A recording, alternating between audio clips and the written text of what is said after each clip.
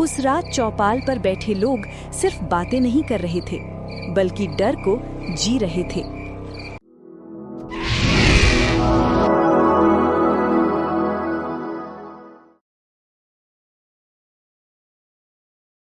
रामपुरा गांव, जहां सूरज ढलते ही हवा का मिजाज बदल जाता है। पेड़ों की सरसराहट ऐसी लगती है मानो कोई अंधेरे में चल रहा हो। उस रात चौपाल पर बैठे लोग सिर्फ बातें नहीं कर रहे थे, बल्कि डर को जी रहे थे। लालटेन की कांपती लौ के सामने बैठे थे हरि सिंह काका। उनकी आंखों में आज भी वो डर जिंदा था जो उन्होंने सालों पहले देखा था। तभी हरि सिंह काका डरते हुए कांपती और सहमी सी आवाज में बोलते हैं, बेटा, वो हवेली रात को सांस लेती है। मैंने वहां किसी को चलते देखा था। उस रात के बाद आज तक मेरी हिम्मत नहीं हुई उस हवेली की तरफ देखने की भी। उस रात मेरे साथ जो घटना घटी उसे मैं शब्दों में बयां नहीं कर सकता। चौपाल में खामोशी छा गई। किसी की हिम्मत नहीं हुई कुछ बोलने की, सिवाय दो नौजवानों के। दोनों पक्के दोस्त थे। उन्हीं में से मोहन हंसते हुए बोलता है, काका, बुरा मत मानना, लेकिन मुझे नहीं लगता कि आजकल इन बातों का कोई महत्व रह गया है। ये भी तो हो सकता है कि डर की वजह से आंखों का धोखा हुआ हो। मोहन की बात अभी खत्म ही हुई थी कि तभी बीच में रघु अकड़ कर बोल पड़ता है, हाँ काका, मोहन सही बोल रहा है। अगर वहाँ सच में कुछ है तो मैं खुद जाकर देखूंगा कि आखिर उस हवेली का रहस्य क्या है, या फिर ये सब सिर्फ एक भ्रम है। तभी हरि सिंह काका दोनों को समझाने लगते हैं और गांव वाले भी उन्हें रोकने की कोशिश करते हैं, लेकिन जवान खून को समझाना आसान नहीं होता। मोहन और रघु चौपाल से उठे। जैसे ही वो आगे बढ़े, पीछे की बातें अचानक खामोश हो गईं। कच्ची सड़क, चारों तरफ सन्नाटा, सिर्फ उनके कदमों की आवाज।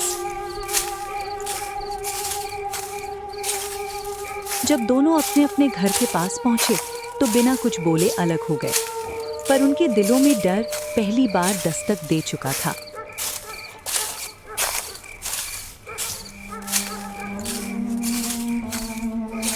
रघु जैसे ही घर में दाखिल हुआ, पिता आंगन में खड़े थे।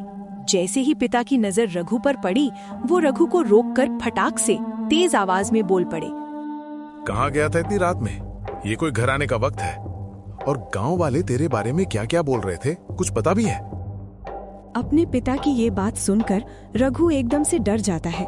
उसे समझ नहीं आता कि उसने ऐसा क्या कर दिया है कि पिताजी उस पर इतना गुस्सा कर रहे हैं। तभी रघु डरते हुए और हकलाती आवाज में बोलता है, बस चौपाल तक ही गया था बाबा।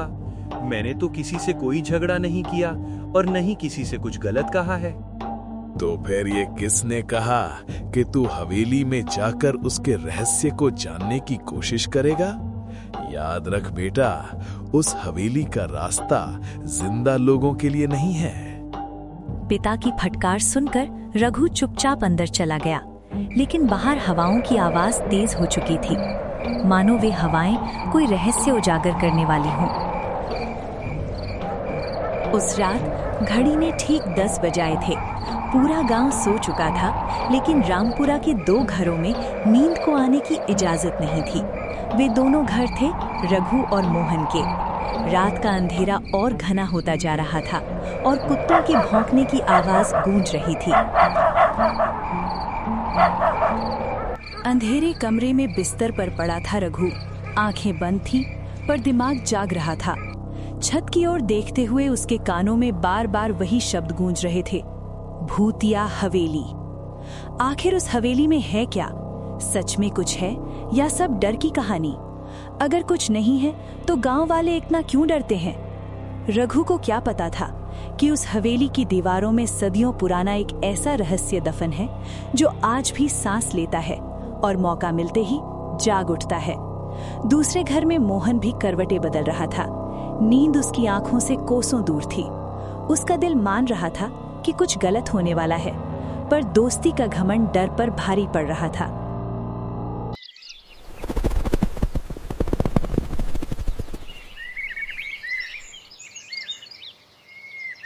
सुबह की पहली किरण के साथ रामपुरा फिर से जाग गया और चौपाल के पास मोहन और रघु आमने सामने खड़े थे। अच्छा रघु, सच बताना, कल रात नींद आई? तभी रघु गहरी सांस लेते हुए बोलता है, नहीं यार, और अब मुझे जानना है उस हवेली का सच क्या है। दोनों ने एक दूसरे की आंखों में देखा और बिना ज्यादा बोले फैसला कर लिया। उन्होंने तय किया शाम ढलते ही निकलेंगे। घर वालों से झूठ बोलेंगे, एक छोटा सा बहाना। मैं घर बोल दूंगा कि तेरे घर पार्टी है, इसलिए रात को देर हो जाएगी। कैसा रहेगा ये बहाना? अरे वाह, ये तो बहुत अच्छा बहाना है। सही बोल रहे तो बिल्कुल यही बोलना।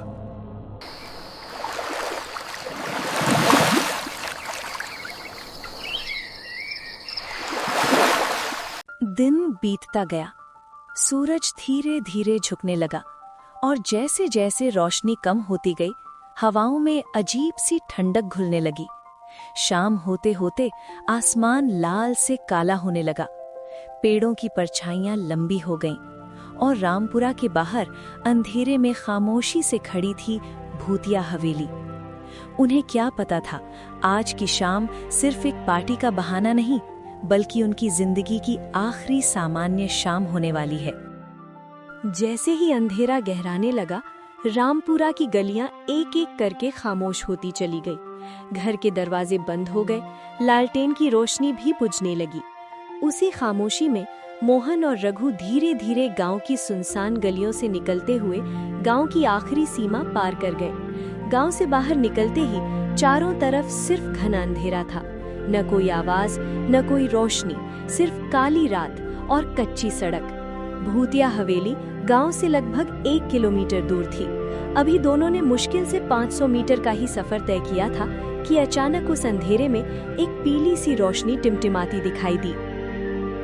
रघु, वो क्या है? वहां पर शायद कोई है। चलो चलकर देखते हैं।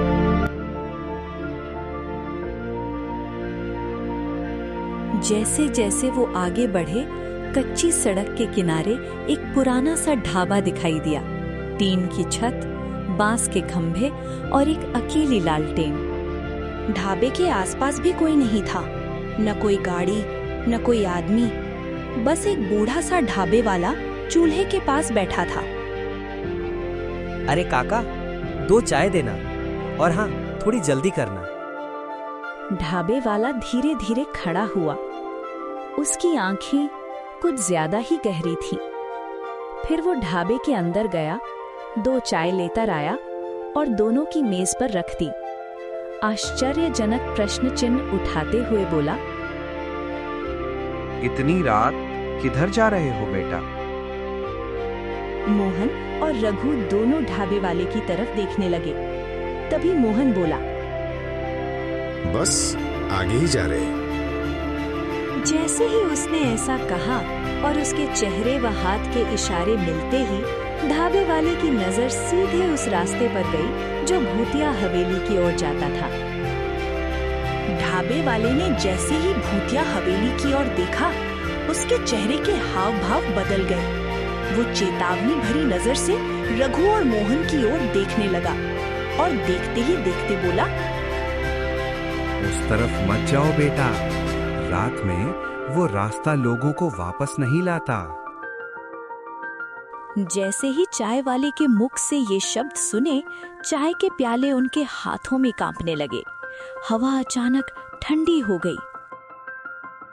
ढाबे वाले ने कुछ नहीं कहा, बस धीरे से बोला, जो गया है वो आज तक लौटा नहीं। मोहन ने रघु की ओर देखा। एक पल के लिए उसके कदम रुक गए, लेकिन घमंड और जिद डर से ज्यादा भारी थी। दोनों ने पैसे रखे। उनके पीछे ढाबे की लालटेन अचानक बुझ गई और अंधेरे में भूतिया हवेली की ओर जाने वाला रास्ता और भी डरावना हो गया और बिना पीछे देखे आगे बढ़ गए। धीरे धीरे मोहन और रघु उस जगह के और पास आते गए जहां से अब कोई लौटकर नहीं आया था।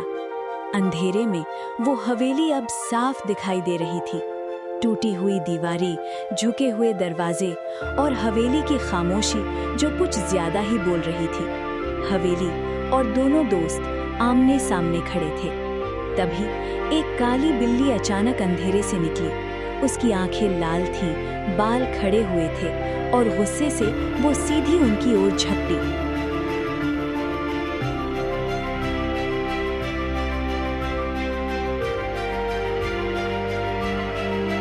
अगले ही पल वो बिल्ली अजीब सी दहाड़ लगाकर अंधेरे में गायब हो गई।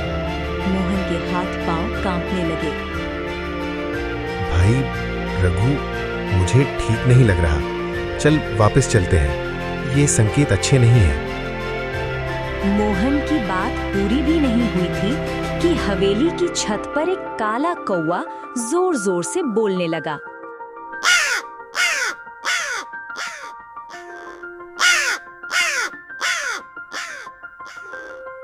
रघु देख, ये कौवा कितनी डरावनी आवाज निकाल रहा है।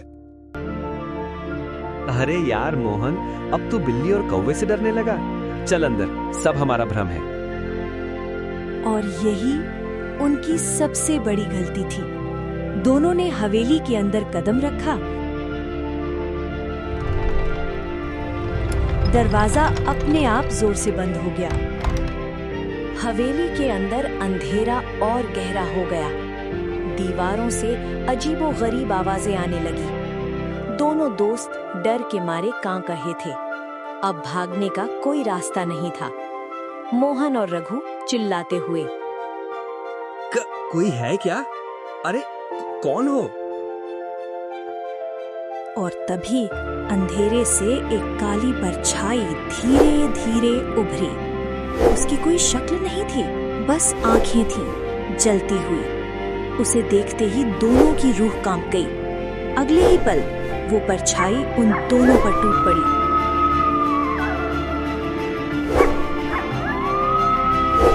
फिर क्या, थोड़ी ही देर में पूरा वातावरण अचानक शांत हो गया। कमरे में ऐसी शांति छा गई थी जैसे वहां कभी कोई आया ही न हो।